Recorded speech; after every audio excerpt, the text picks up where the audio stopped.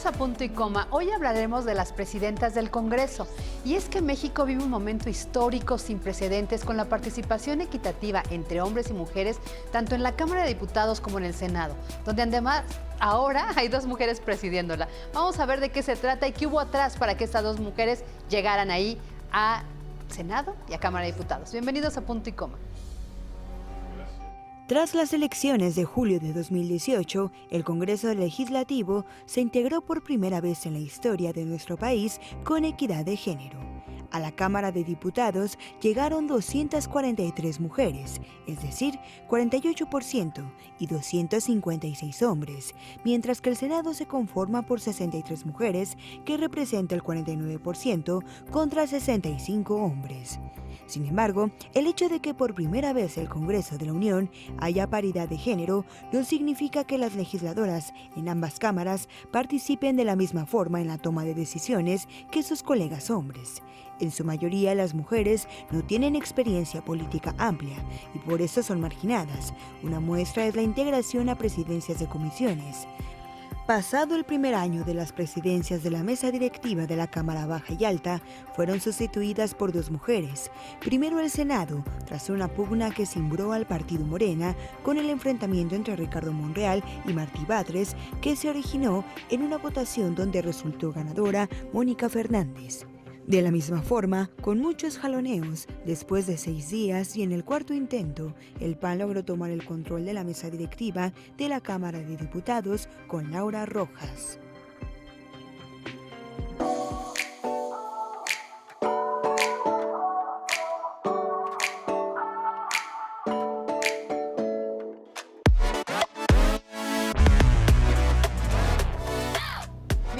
Punto y Coma, soy Fabiola Guarneros, me da muchísimo gusto saludarlos. Esa es la información que vamos a tener en el programa, el debate. Mariana H., ¿cómo estás? Estoy muy bien, muy feliz por nuestras invitadas, que siempre se pone bueno el programa con ellas. Sí, pues vamos a presentarlas.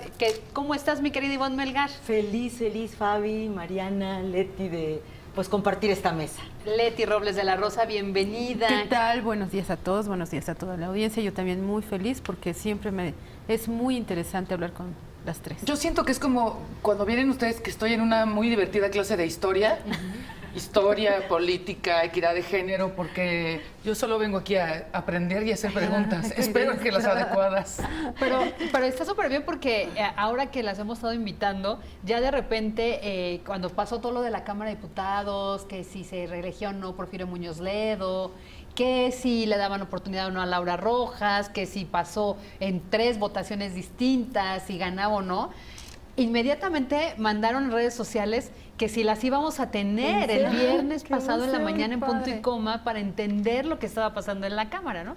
Por eso, pues la verdad agradecemos su presencia, porque queremos que le platiquen a nuestro auditorio cómo es que hay 2 mujeres presidentas en el Congreso de la Unión, una en la Cámara de Diputados, la otra en el Senado de la República, pero que no llegaron fácilmente, que no llegaron ni por esta pues nueva ley y perspectiva de lo que debiera ser la equidad o paridad de género, sino que tuvieron que dar una lucha no solo contra el género de enfrente, el masculino, sino contra sus propios compañeros de partido en ambos casos, en el PAN y en Morena. ¿Quién quiere empezar, chicas?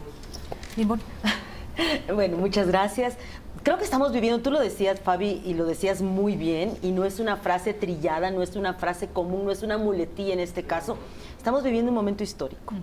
De verdad, yo me siento muy feliz, muy emocionada como reportera del día con día de la cosa política, porque durante años para mí cubrir género era como lo marginal, como lo del Día de la Mujer. Exacto. Luego qué bueno que viene el 25 de noviembre, Día contra la Violencia hacia la Mujer, y luego el día en octubre, la conmemoración del voto de la mujer, y así nos fuimos llenando de efemérides que tenían que ver con la equidad y que nos estaban recordando la falta de igualdad, y vivir este momento que ya no es un trabajo especial para el 8 de marzo, sino que es el día con día. Me siento verdaderamente emocionada, pero al mismo tiempo preocupada porque las reacciones de violencia se exacerban. Entonces, ¿qué estamos viendo de saque en el Congreso mexicano? Estamos viendo el resultado de una composición por primera vez casi paritaria, igual, casi los mismos escaños que ocupan los senadores son los que ocupan las senadoras, curules en el mismo sentido. Entonces hubo una votación después de un proceso legislativo impresionante donde participaron decenas de mujeres políticas brillantes que ha tenido este país. Tenemos esta composición. Derivado de esta composición, entonces empieza a pujar por la paridad sustantiva, que quiere decir en realidad, en serio, en la composición de los organismos de poder. Y yo lo que vería es que pese a las resistencias, porque hubo muchísimas resistencias, como tú bien lo señalabas, entre las propias legisladoras, lo que estamos observando es que lo correcto, ya no lo políticamente correcto, sino lo humanamente correcto, eso es muy hoy importante, es que las mujeres sean visibilizadas. Lo humanamente correcto hoy es que se penalice la violencia. Un dato impresionante que nos comentaba hace poco Roy Campos: el 70% de la población mexicana apoya, al final de las pintas y los desmanes del ángel y lo que quieras, apoya las reivindicaciones de las movilizaciones recientes de las mujeres. Estamos en un momento histórico espectacular. Yo creo que en el caso de la Cámara de Diputados, evidentemente vemos un cambio significativo, porque si bien ya había sido presidida por mujeres, y mujeres muy talentosas, tanto del PRI como del PRD, que tuvieron que enfrentar momentos difíciles. Recordemos que la primera mujer que contesta un informe de gobierno es Beatriz Paredes. Exacto, sí. Y es la única persona del mundo de la política que ha contestado 3 informes de gobierno, incluyendo a presidentes opositores a su partido, ¿no? Entonces ella tiene un lugar en la historia ya muy reservado. Recordemos también a la perredista, se me acaba de ir el nombre, Ruth Zabaleta, que también ella enfrentó un momento muy difícil porque fue la primera fragmentación importante del PRD, que llevaron a que sus propios compañeros, en aquel tiempo llamados radicales, la ofendieran, la agredieran, ¿no? Hasta de prostituta, recuerdo que en referencia a sus piernas, la trataron. Entonces, ya la presencia de la mujer estaba de alguna forma pues acreditada en la mesa directiva de la Cámara de Diputados. Evidentemente la primera también fue María de los Ángeles Moreno, ¿no? Y la diferencia ahora es que es una mujer que viene del PAN, un partido tan conservador, que a pesar de que diga que las mujeres y que buena onda y que les damos espacio, siempre las han relegado. Y el PAN siempre les ha dado la oportunidad, así como concesionando, te doy ¿no? chance, Pero nada más la mitad del año. Sí. Y después que venga un compañero y que se haga cargo. Y así lo habían decidido originalmente. Pero creo que justamente esta lucha tan intensa que hubo por quedarse en la mesa, estas resistencias de Morena terminaron por beneficiar a Laura Rojas. Y por primera vez el PAN entiende, accede, madura en que una mujer pueda hacerse cargo de la mesa directiva un año completo, así como lo fue el PRD en su momento con Ruth Zabaleta y como lo ha sido en varios momentos el PRI. Entonces creo que Laura Rojas no solamente vence esta oposición de Morena a soltar el poder de la mesa directiva y vence a un político tan importante que también ha hecho historia, que tiene su lugar guardado en la historia con sus asegúnes, pero que es Porfirio Muñoz Ledo. Entonces, una política relativamente joven en la trayectoria política, valga la redundancia, vencer a 2 monstruos de la política como son Dolores Padierna y Porfirio Muñoz Ledo, pues es un asunto importante, creo que hay que reconocerlo, pero también vence la propia inercia del PAN. Y eso me parece que es un tercer triunfo de Laura Rojas, porque es relativamente joven, ¿no? Es la primera panista que va a estar todo un año y le costó mucho porque vence a la mayoría absoluta en Cámara de Diputados. Entonces creo que esas características son lo que hacen tan peculiar este año legislativo que empezó el 1 de septiembre, ¿no? Y en el Senado, pues evidentemente fue acompañado también de una telenovela de encuentros y desencuentros y de actitudes, yo diría poco sensatas de la persona que perdió la posición en la mesa directiva del Senado, ¿no? Y como cual telenovela, vamos a hacer una pausa para regresar con el tema de qué fue lo que pasó en el Senado y por qué cuesta tanto trabajo acceder a estos puestos de decisión y qué hay atrás. ¿Dinero? ¿Poder? No se pierda el siguiente capítulo. Vamos a una pausa y regresamos aquí.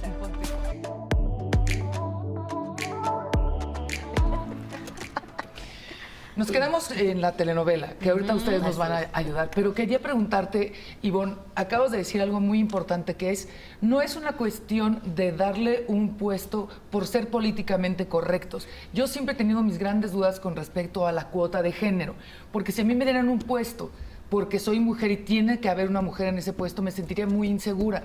¿Por qué me dan este puesto? ¿Por mi sexo o por mis capacidades? Entonces, en este sentido, creo que lo que ustedes están diciendo con argumentos es que estos logros no es porque eres mujer te doy esto, sino porque tu carrera te ha llevado a este punto. Entonces, me gustaría que nos hablaran de los perfiles de estas mujeres que les dan la seguridad de decir, merecemos este puesto.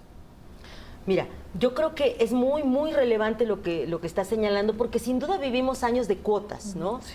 Entendido de que tenemos una sociedad con una estructura inequitativa, patriarcal, que necesitaba emparejar el piso, obligar a que se cumplieran ciertas cuotas para luego vivir el momento que estamos ahorita pues atestiguando. Y es un momento en el que efectivamente ya no hay que buscarlas. Sí, hay que buscarlas desde el chip de que lo que estábamos acostumbrados a observar era el Club de Toby. El Club de Toby era la mesa directiva, el Club de Toby era, es más, sigue siendo la famosa, hay una división, Leti nos podrá explicar mucho mejor, pero en nuestro Congreso hay dos grandes organismos en cada cámara. Es la mesa directiva, que representa toda la soberanía legislativa y conduce el debate, ordena el debate, y la Junta de Coordinación Política, que toma las decisiones y que está compuesta por los coordinadores, líderes parlamentarios de cada fracción. Esta Jucopo, en su mayoría, que es Jucopo son las siglas, sigue siendo Club de Toby. O sea, son puros hombres. ¿Y cuáles son los códigos?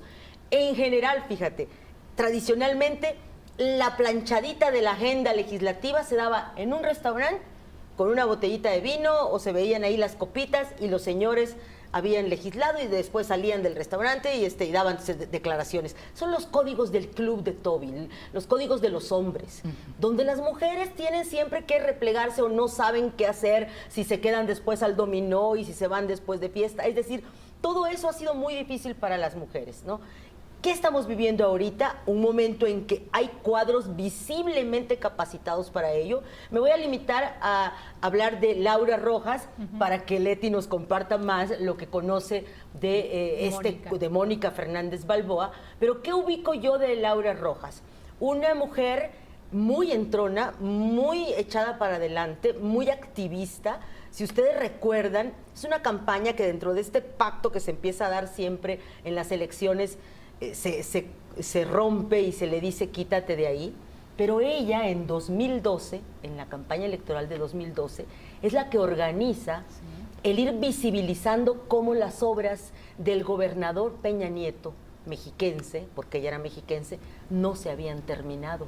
Cómo esto de te lo firmo y te lo cumplo había sido solo una campaña de spots y una campaña publicitaria.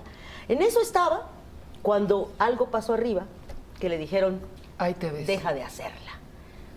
Son antecedentes interesantes. Ahora hay muchas caricaturas que la quieren perfilar como una representante del Yunque, que es este grupo, pues digamos, más radical, mocho, dogmático del PAN, muy ligado a dogmas y a criterios religiosos y tradicionalmente, sobre todo, anti-aborto.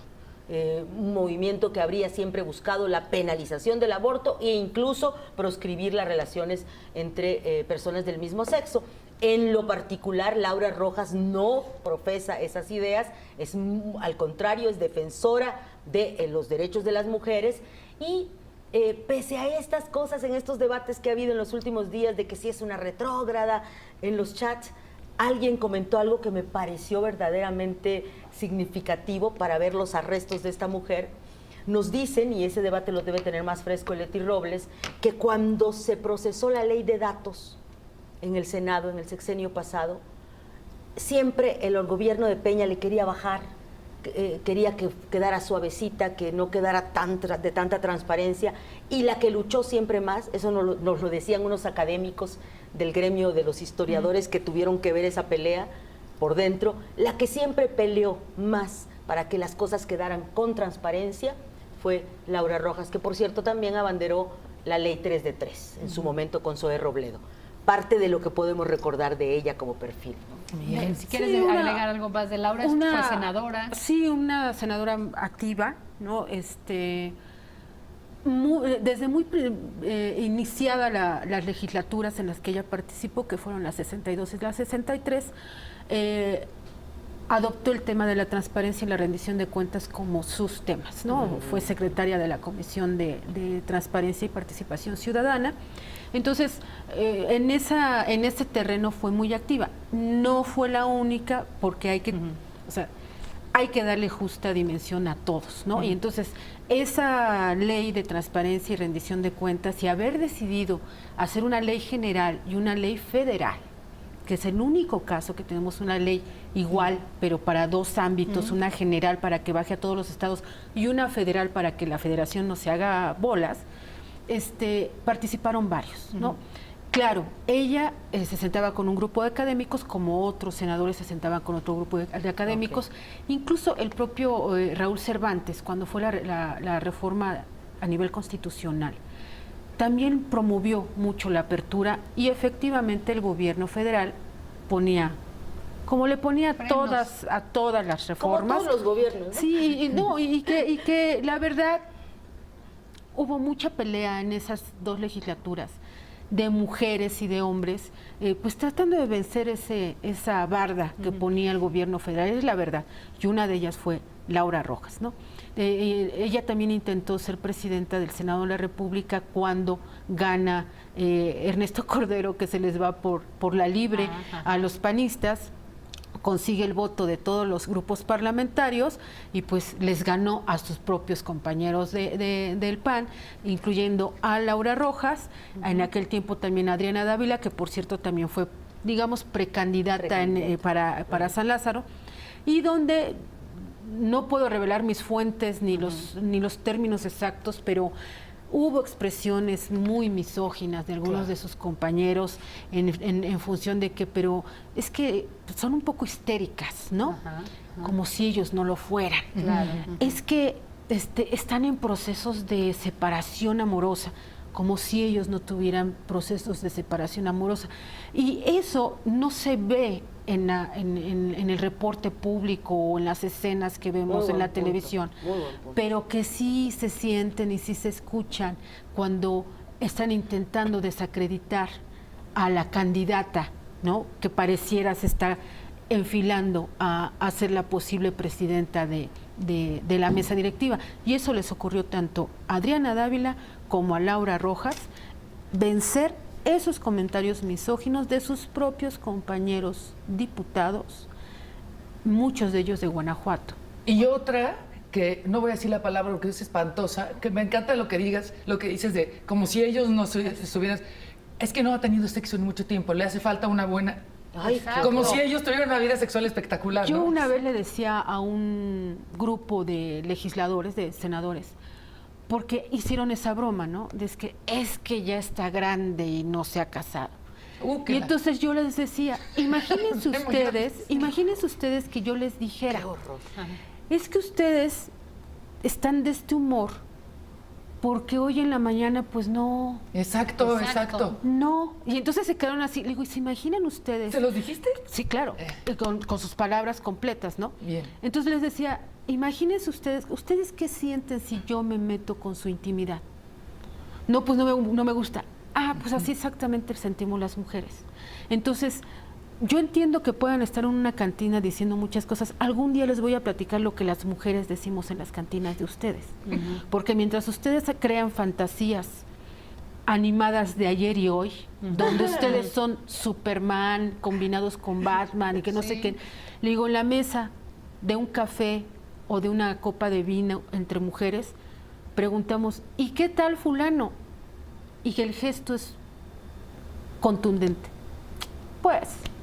El gesto o el ademán. Exactamente. Y con eso, exactamente. ¿No? Y con eso, o sea, cuando estas Superman se enteraran de la versión de ella, yo creo que se suicidan, ¿no? Pero bueno, como decía Ivonne, son sus códigos. Bueno, y lo hemos visto recientemente, lo que ahorita está muy en la polémica fueron las declaraciones de Mireles, el de las delegado del pirujas y ISSSTE, de de las las pirujas y nalguitas. las nalguitas. Claro. O sea, lo dice tan normal que para él de verdad toda la crítica que se le ha hecho, él no alcanza a entender qué fue lo que dijo mal, porque está en su costumbre, en su concepción, en su educación, en su forma como de el relacionarse con las mujeres. Y que admitamos, en el de millones de hombres. Sí. Y así se Bueno, expresan. ayer Alfonso Ramírez Cuellar, presidente de la Comisión de Hacienda, también hace una broma que en este contexto ya no se permiten, donde, ¿se acuerdan de la diputada también del PAN? Creo que propuso que la cerveza se venda caliente para que no la compren. De la Asamblea Legislativa. Bueno, es de la Asamblea Legislativa. Entonces, ayer Alfonso Ramírez Cuellar dijo que, ya ven, como esa diputada caliente que quiere que se venda la cerveza caliente. Qué horror. ¿No? Es decir, es el lenguaje que no hemos podido erradicar de una cultura. Y que no vamos que a se refleja en la erradicarlo política, en la economía. porque a lo mejor lo que se puede lograr es que públicamente los generadores de opinión no las utilicen. Pero en la realidad cotidiana las seguirán utilizando. Sí, seguro. Seguramente muchísimas décadas y dejaremos nosotras de existir y seguirá existiendo esas cosas, como también nosotras utilizamos ciertas expresiones. Contra las otras mujeres. No, y contra los hombres. Cierto. Quizás nuestro error como mujeres es que nuestra prudencia social, nuestro recato social, nuestro pudor personal, nos impide hacer tertulias para destrozar el prestigio de cierto caballero, ¿no? Como sí lo pueden hacer los hombres. Claro. Entonces, nosotras no. Nosotros tenemos otra lógica, ¿no? Pero creo, esto nos viene por lo que le ocurrió a Laura Rojas y a Adriana Dávila. Es muy difícil vencer esa cotidianidad, Pero ¿no? vamos en el camino, ¿no? Yo creo que vamos en el camino y hay que ser muy cuidadosas porque muchos hombres, y lo entiendo, están muy alerta de las mujeres, que ahí viene, ¿no? A mí no me gustó, por ejemplo, que le llamaran al movimiento de las escritoras marabunta. Es como, ¿sabes? Ahí vienen estas y están muy, muy enojadas. Y entonces, eso puede provocar también más agresión de su parte. Entonces, Claro. como sí necesitamos el respeto y el trabajo y que se eliminen este tipo de expresiones, hay que tener cuidado para poder lograr. Pero es justo lo que yo decía al principio.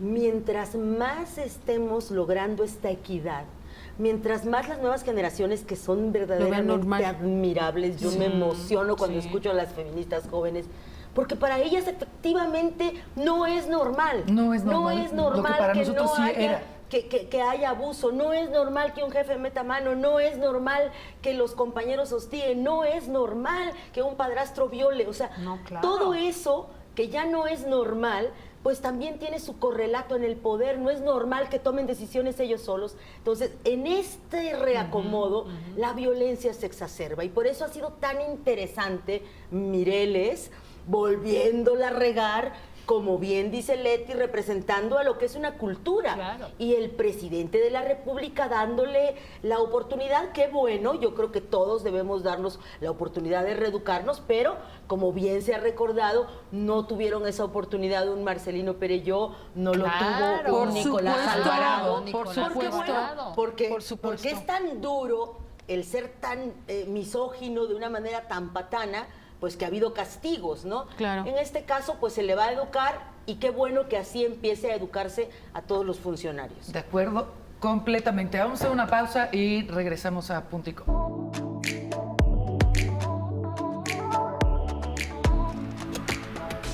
Regresamos con este tema de punto y coma y seguimos en esa telenovela política y recuerden que siempre lo bueno va quedando a la mitad del programa, al final del capítulo, porque así es esto y porque esta historia va a continuar. Es, como decía Mariana al principio del programa, es historia contemporánea la que estamos viendo hoy y tenemos a dos excelentes periodistas y cronistas parlamentarias que nos están platicando y relatando esto y nos quedamos en los perfiles. Y en este tema del lenguaje tan misógino y tan pues enquistado en una cultura mexicana que afortunadamente nuestros millennials y los centennials ya no se compran ese discurso, para ellos ya no es normal y nosotros tenemos que seguir apoyando que no es normal. Pero nos quedamos, Laura Rojas, ya vimos quién es. ¿Quién es Mónica Fernández Balboa? Mira, Mónica Fernández Balboa es una tabasqueña y por lo tanto tiene un carácter firme, se le observa, se le nota. Es una mujer que ha trabajado con varios gobernadores. Ella fue la primera secretaria técnica que tuvo lo que hoy conocemos como la CONAGO. Ella es la que organiza el primer esfuerzo de los gobernadores por ponerse de acuerdo y por ser un contrapeso del gobierno de Vicente Fox. Ella llega a esa posición de alguna forma apoyada inicialmente por Alfonso Sánchez Anaya, entonces gobernador de Tlaxcala. Pero es en esa posición donde empieza a organizar a los gobernadores que su conexión con ellos pues empieza a fluir. Ya cuando se instala formalmente, ella es la que diseña junto con otra persona que el nombre se me acaba de borrar, son los que diseñan el organigrama de la CONAGO y la forma en que va a trabajar la CONAGO. Ya que organizaron todo esto, se nombra de manera, ella era la secretaria técnica de facto, porque no tenía esa figura. Ya cuando se nombra todo esto y llegan ya, se crea la CONAGO de manera formal, se nombra un secretario técnico, entonces ella le entrega toda esa base de origen que tuvo la CONAGO, se la da y se retira, pero colabora con gobernadores de Tlaxcala, con gobernadores de Tabasco, aquí en el gobierno de la Ciudad de México. Entonces, tiene esta liga constante con el quehacer de gobierno. Fue diputada federal, tengo entendido que fue también diputada en su estado. Y, bueno, llega como senadora de la República y llega originalmente como parte del grupo de las filias de Martí Batres. Fue coordinadora de Morena en Tabasco. Ella también fue perredista y también fue presidenta del PRD.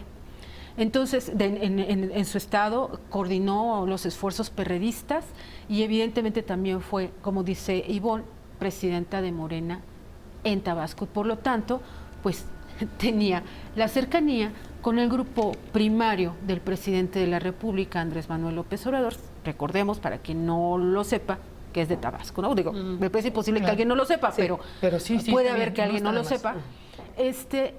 Entonces ella llega al Senado y en la primera muestra, digamos, de fuerzas, de correlación de fuerzas entre los grupos poderosos en el Senado, ella formaba parte del bloque filial de Martí Batres, y entonces ella levanta la mano porque quería ser presidenta del Senado. El año pasado levanta la mano Batres y levanta la mano Cristóbal Arias. Se llega a un acuerdo político, de alguna forma forzado por Jacob Polemski, porque ella fue a meterse a esa reunión previa de los senadores de Morena, que no es su función. Es inédito en el tiempo que yo llevo cubriendo el Senado, que es bastante tiempo, ver que el presidente de un partido que no tiene en sus estatutos una relación con sus bancadas se meta a la decisión. Los otros partidos sí tienen reglas con sus grupos parlamentarios. Morena no tiene ni una mención. Entonces, se llega al acuerdo que sea Martí Batres, a Mónica la dejan como vicepresidenta y a Cristóbal Arias como presidente de, digamos, la comisión más importante que hay en el Senado, que es gobernación. Y entonces ya se forma la mesa directiva, todo muy bien, todo tranquilo, todo maravilloso y excelente, hasta que ella pues expresa públicamente sus intenciones, las expresa en Tabasco, sus intenciones de volver a levantar la mano para ser presidenta de la mesa directiva del Senado de la República. Y entonces ahí es donde le da un choque, un rompimiento con Martí Batres, quien le reclama el haber levantado la mano porque eso implicaba que ella se sumaba a los grupos que lo querían dañar a él. Entonces, evidentemente, la legisladora, que tiene pues, la legítima aspiración de dirigir al Senado de la República, continúa en su quehacer, se da toda esta encuentro y desencuentro entre la gente de Morena, que vemos a fin de cuentas que un grupo de 29 senadores decían sí vamos con Batres, 33 senadores decían no vamos con Batres, y que 12 días después esos 29 senadores quedaron reducidos a 3 y esos 33 senadores aumentaron a 55. Entonces,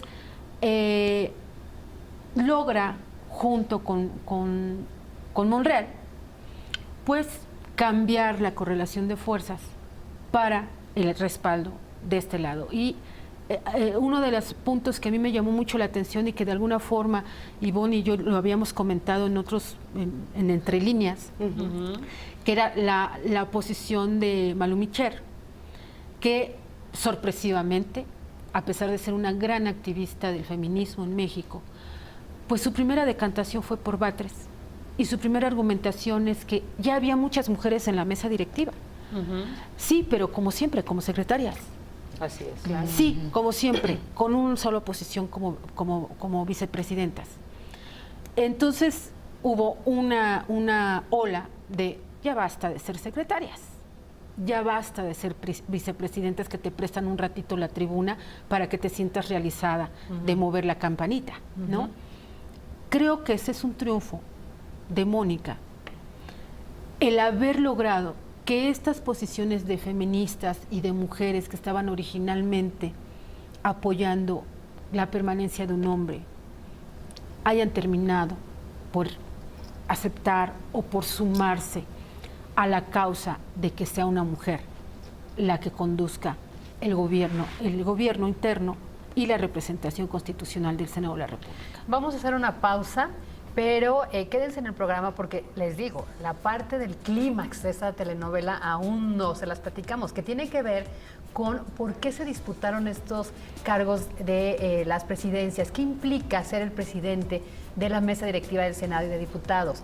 Más allá de esta lucha legítima de estas dos mujeres, queremos hablar de por qué, hay que decirlo, se aferraron o pretendían aferrarse los representantes de Morena, en el caso del Senado clarísimamente Martí Batres, que incluso se fue a quejar al partido, se confrontó y tiene una lucha ahorita con el propio compañero de bancada, Ricardo Monreal. ¿Qué pasó con Porfirio Muñoz Ledo? ¿Leyó mal o no el mensaje de Andrés Manuel López Obrador cuando dijo que la oposición estaba moralmente en el piso, devastada? Querían la otra mitad que fuera Dolores Padierna, es decir, ¿qué hay atrás del aferre de los legisladores hombres por la mesa directiva? ¿Qué hay atrás? Dinero, poder, economía. Y la otra, Ivonne Melgar quiere regresar con este meme que se hizo viral cuando Muñoz Ledo abraza a Laura Rojas, porque nos habla mucho de este lenguaje que hablamos de la misoginia política. Regresamos en Punto y Coma.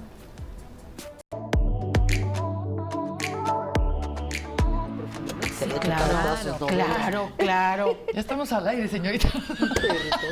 Es que está bueno el chisme. Oye, ¿en qué nos quedamos entonces? Bueno, antes de pasar el meme, porque se los queremos ilustrar, lo que sí quiero es que le platiquen a nuestro público esta parte. Ivonne, tú tenías una tesis sobre por qué Porfirio Muñoz Ledo quiso quedarse otro tiempo más.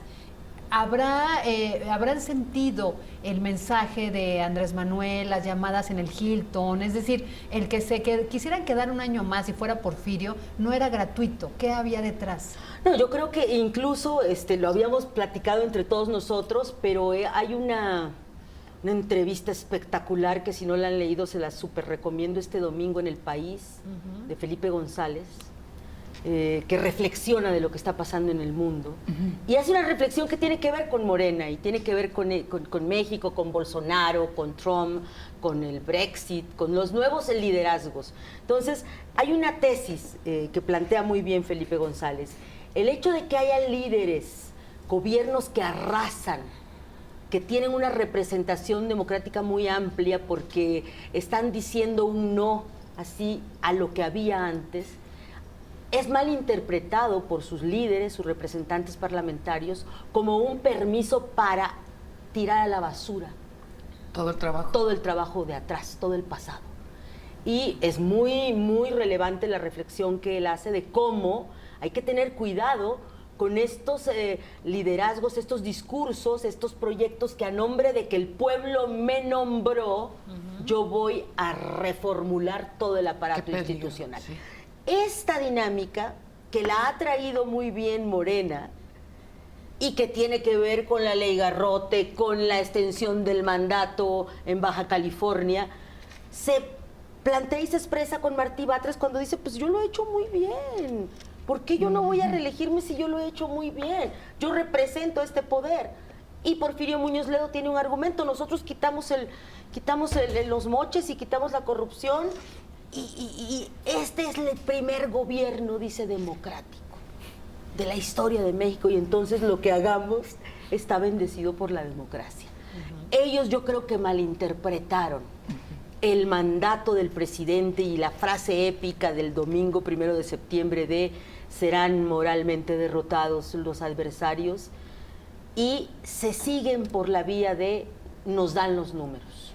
Y sin embargo, Mario Delgado sabía que les iba a empezar a costar. Mario Delgado, coordinador de la bancada de Morena. Y yo creo que ahí el presidente López Obrador, que es brillante políticamente y más inteligente que terco como él se autodefine, logra oler que el talón de Aquiles de su proyecto es el empezar a señalarlo como un autócrata, como un hombre que no va a respetar la democracia. Sí. Y ahí está la agenda de la oposición. Del PRI. Así el es. resucitador del PRI. Así es. Entonces la agenda de oposición, de alguna manera yo creo que inteligentemente se desactiva cuando el presidente le dice a los morenos de la Cámara de Diputados, oigan, ya es una vergüenza lo que quieren hacer, ¿no? Y pierde Muñoz Ledo y aquí se queda este reto terrible para Laura Rojas, que es llevar a cabo una asamblea, un congreso de 500 integrantes,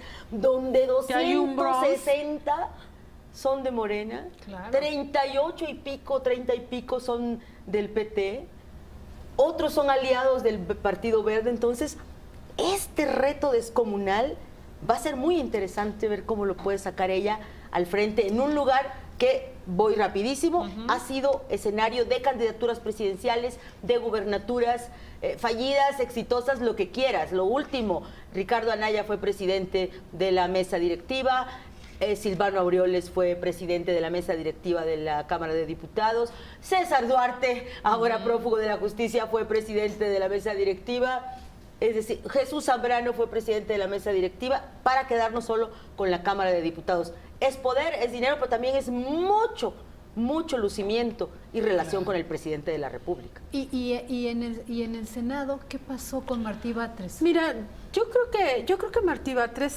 le pasó lo que a Luis Miguel Barbosa. Conocer el poder ético y moral, si me lo permiten el término, del Senado de la República a nivel internacional, es muy interesante. Aunque no salgas, como no lo hizo Batres, sí lo hizo Luis Miguel Barbosa. En el mundo, y en el mundo legislativo, el mayor estatus que tienen los legisladores son los senadores, lo que nosotros conocemos como senadores de la República. Los diputados siempre son vistos, pues, como dicen en la Gran Bretaña, la Cámara Baja. Cuando tú eres un senador, la forma que se relacionan con el mundo, sin viajar necesariamente, las visitas de primeros ministros, todo ese tipo de cosas, porque el Senado es el corresponsable de la política exterior mexicana. Entonces, toda esta relación internacional es sublime. A mí me lo han contado muchos senadores. O sea, te tratan muy bien. O sea, es cuando tú valoras, dimensionas lo que es el poder de ser un senador de la República, ¿no? Más allá de que si tienes lujos o si no tienes lujos, es la forma como te tratan y te prestan atención. Seductor. Es muy seductor. Entonces, creo que a Martí Batres conoció un mundo que no había tenido oportunidad de acceder, evidentemente. Además, a diferencia de la Cámara de Diputados, la mesa directiva en el Senado sí tiene poder. Tiene poder para nombramientos, tiene Para recomendar poder. a 79 personas. Ups. Entonces, a eso Solo iba. un ratito. Tiene poder para administrar la lana del Senado de la República, que no la tiene la mesa directiva en la Cámara de Diputados. Entonces, bueno, cuando yo decidí, pues, ¿por qué se aferra tanto a la silla el senador Batres? Empezar a investigar por una solicitud de información, pues me entero que él tenía o tiene documentadas con firmas de él o que algún subalterno decía por órdenes del senador, contraten a 79 recomendaciones. Es una respuesta por documentadas. Alguien me decía ayer, es que son más, pues sí, pero no están documentadas. Él dice que nada más 66 y que ya renunciaron. Bueno, y entonces de esas 79 se fueron 13, o las corrieron. Se quedaron 66. Él se enojó mucho. Ninguno, no es cierto, fue marginal lo que yo puse. Hice lo mismo con el presidente de la Junta de Coordinación Política y el reporte que me da el Senado son 28 posiciones, ¿sí? Batres, el peso de su nómina es 4.2 millones de pesos, el de Monreal es 2.5, 66 nombramientos contra 28. Y también se enojó el senador Batres y dice que esa información está falsificada o está equivocada. Son los comprobantes, son las testimoniales firmadas por los senadores.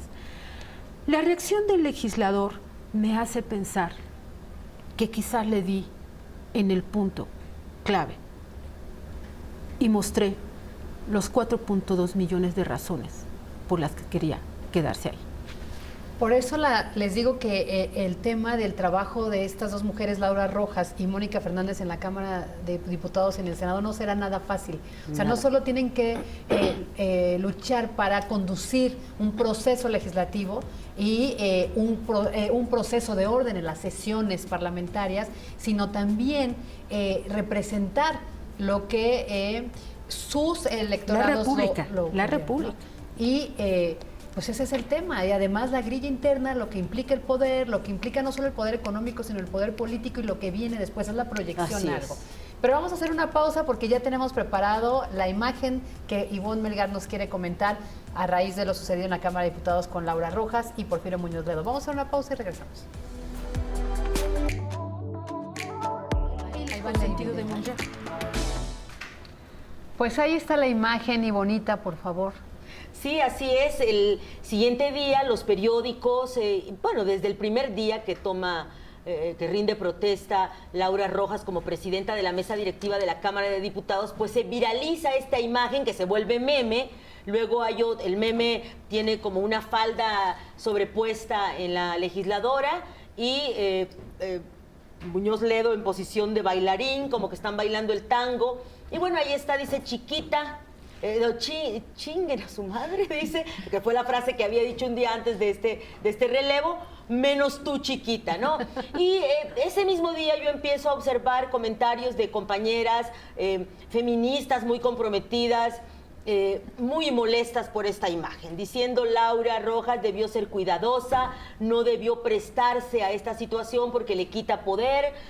Muchas críticas de las feministas a los medios de comunicación, de cómo están manejando esta imagen, por qué no la imagen cuando ella rinde protesta, es una forma de hacerle el juego a los roles misóginos, es una forma de reproducir el patriarcado, de decir las mujeres no pueden, se sujetan, y en lo particular yo subí un comentario con esta imagen a Twitter diciendo, a ver, para mí no es una imagen de sometimiento, para mí es una imagen que después de 5 días de conflicto habla de un relevo que finalmente fue civilizado entre la nueva presidenta, el que se va, y habrá que conocer el tejido de atrás. ¿Qué fue el tejido de atrás? Una mujer que aguantó vara, que se puso a cabildear los votos y que está ahí. Sí, y te voy a decir una cosa, si hubiera sido una mujer gorda, hubiera sido por gorda. Así es. El pecado aquí es que es guapa. Entonces, sea como sea, está mal. Es que eres mujer y gorda, fea, naca, todo lo van a usar para una crítica de este tipo. Y aquí fue porque fue guapa, o sea, estamos fritas. ¿Cuál era la posición ideal? Esto se los dejamos a su criterio. Y a la siguiente capítulo. Nos vamos. Muchísimas gracias por acompañarnos. Ya nos vamos en punto y coma. Ya no nos dio tiempo de leer sus comentarios, pero muchísimas gracias. Quédese aquí en Excelsior Televisión con Martín Espinosa.